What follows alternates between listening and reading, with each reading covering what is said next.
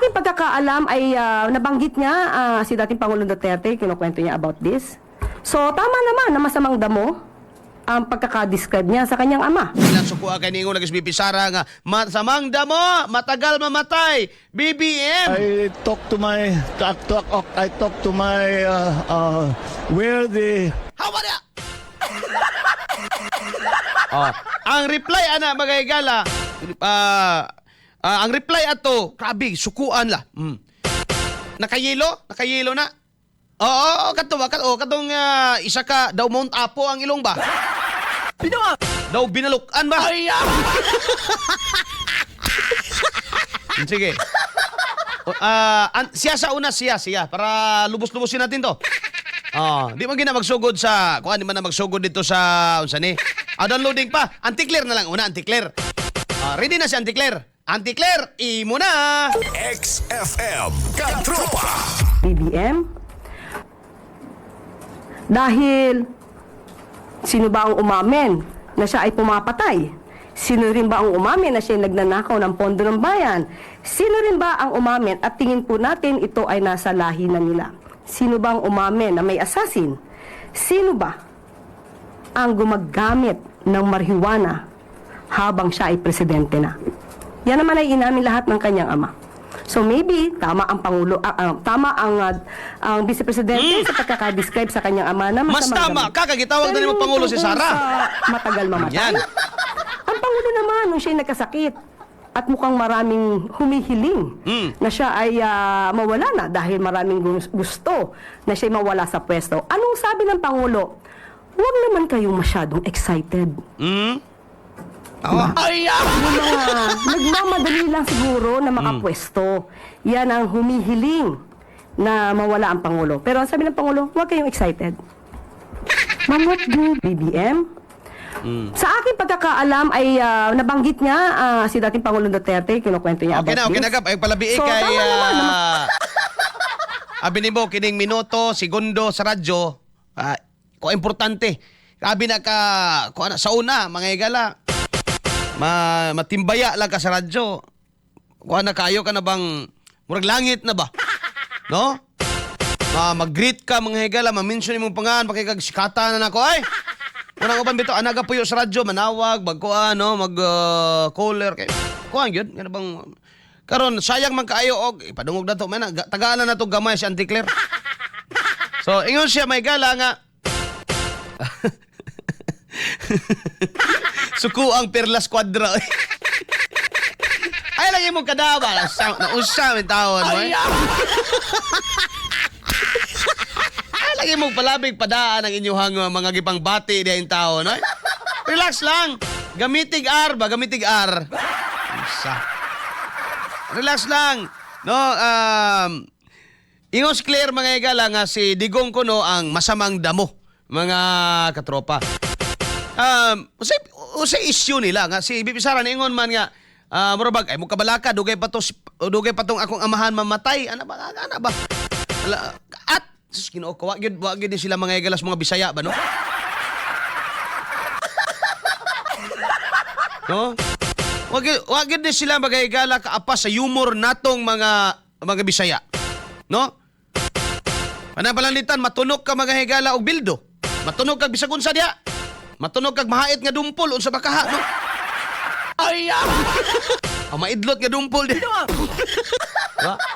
Nya moingon dayon ta may gala nga na, bay. Patay ka na. Tagsa ra bagi mabuhi ana bay. Ang pasabot ba nato ana mga gala nga naghandom ta mga galang mamatay na nang atong dili man. No? Ato ra gyud ang mga Bisaya ba igsoon. Kita rin magkasinabot ana ba? Munang kamo diha, labi na ning Tagalog may gala nga vlogger nga ambot og vlogger may tawag ani may gala o senior citizen coordinator. Ay mo kapila-pila ning humor na mo diri sa Bisaya ug Mindanao kay amo diri. Huna-unaan ninyo nang inyong hilo diha nalipong pa. Ang amo diri hilo mga gala na bula ng baba. Ano huna-unaon ninyo ba? Ha?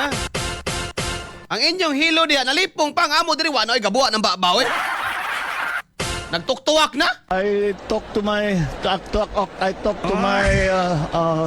where the Wala lahi ang among humor. So, manalitan, syempre unsay context sa istorya, no? gamiton gina ni BP Sara nga naman kadto mga tawhana to supporter tong Digong. No? So, ang isa nga pwede nimong ibalita diya, isip anak. Kumusta man ang imong amahan? Siyempre kadto mga tawhana ga-worry nga mabuhi pa katos Digong 2028. So pwede si Sara moingon nga ay mong kabalaka. Gahi tos papa. No? Kabalo na ka masamang damo, matagal mamatay. Gisumpayan lang giniyag BBM. Oh. Dihala sila na bikil mo na si Auntie Claire Maygala ang asos ilong katropa murag ka nag sakyanan maigsoon nga napo nakatuig wa ma-emisyon. Ay! Nibuga. Napay isa mga higala. Suko agi niya eh. Kung nasuko na mong Auntie Claire, there's another one. Ito ang para sa inyo. XFM Katropa. Ay, tabunan ng naong. Ikaw ang masamang damo. Hindi sa BBM. Ay, kitabunan ng naong sayang. Di makitang ilong. May kumakalat na video ngayon online, mga kababayan. Sige. Ay nag-speech sa isang event niya, somewhere in Davao, I think. Dabaw si mong kabuang. Naku sa ginagito ko kasi Dali. sa Pilipino na Ibalik ang dagway. Ayaw tabuni. Ayaw tabuni. Kay, anong tabunan man nato na nga saya ganing pagbutang sa iyang Facebook. Wa ba ganing siya manabon? Sige. Again, go! Sara Duterte, ikaw ang masamang damo. Maubakol? Sa BBM. Huwag mo balik rin na sitwasyon. May kumakalat na video ngayon online, mga kababayan, saan si Sara Duterte Da, John? ay nag-speech sa isang event niya, somewhere in Davao. Hop. I think. Ayaw lagi magpataka lagi, noy. Dabaw dito to, Sarangani ba? Hanggaw mo ni matawanan ni Mayala eh. Tanan na lang Dres Mindanao, Dabaw.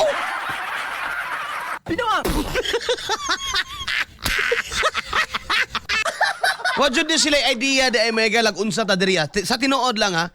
No? Wag din sila idea kung unsa ta diri. Basta mo asa mo tindog si Sara to Davao na somewhere in Davao. Katong uniformiha to, kadto may gala sinina ato, to ato ni adto to siya dito sa nalinugan.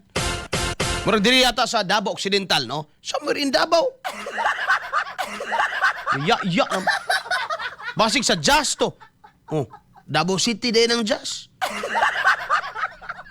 Oh, jazz man na. Sige, padayon.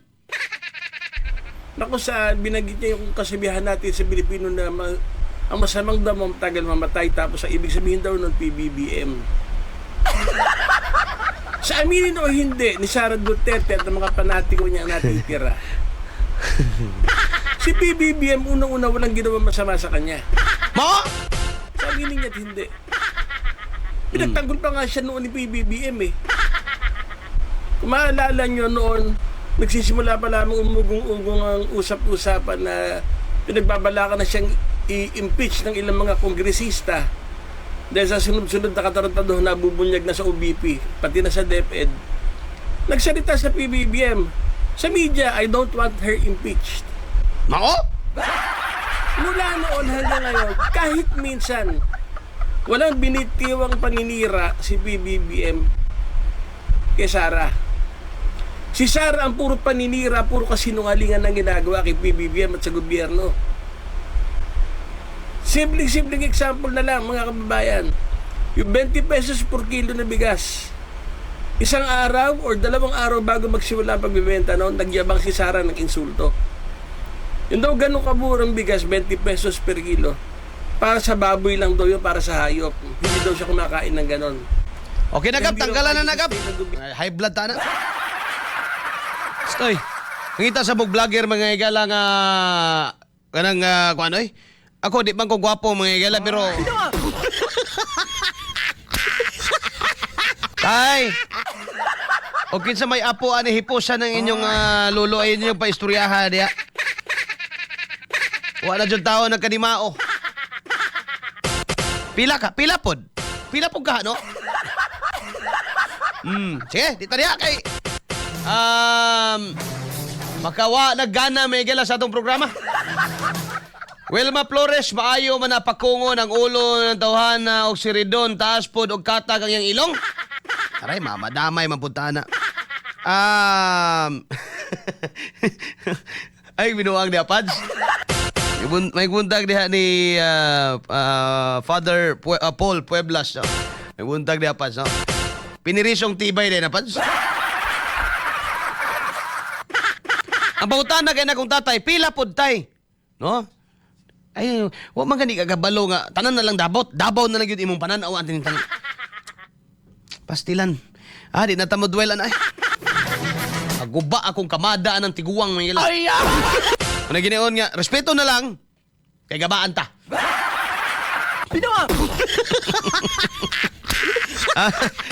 Si Donix nga, dumog trapo na po si Auntie Claire. Ikaw si Fernando Inihada Kiben, i-report na, ay, ayaw lang, no? Sagdilan ninyo na. Ihapod na, no? Sa mga kamo, mudapig, mga higala ka, Sara, siya dito ka BBM, mo na ginaingon mga higala nga, ihasad to. Imo po nang imo, ha? Siya. Sige, para harmonious mga higala nga to ang katilingban. Unsay tubag ni BP Sara aning butanga. May mga kuan ba kanabang realidad mga igsoon no. Iagi na lang natong katawa bitaw. Tinuod na atuan amot lang sa di manggul ko Tagalog kasi may Tagalog minaw dia. No? Sa ato man gud diri mga igsoon ay mga pait nga realidad na mga kuan pero alang sa mga Bisaya lahi po na atong resiliency diri ba nga. Ay yan bisa kung sa nakalisod mga igalas kinabuhi mo yun raman tag. Okay ra na no. Kaya ra lagi na. No?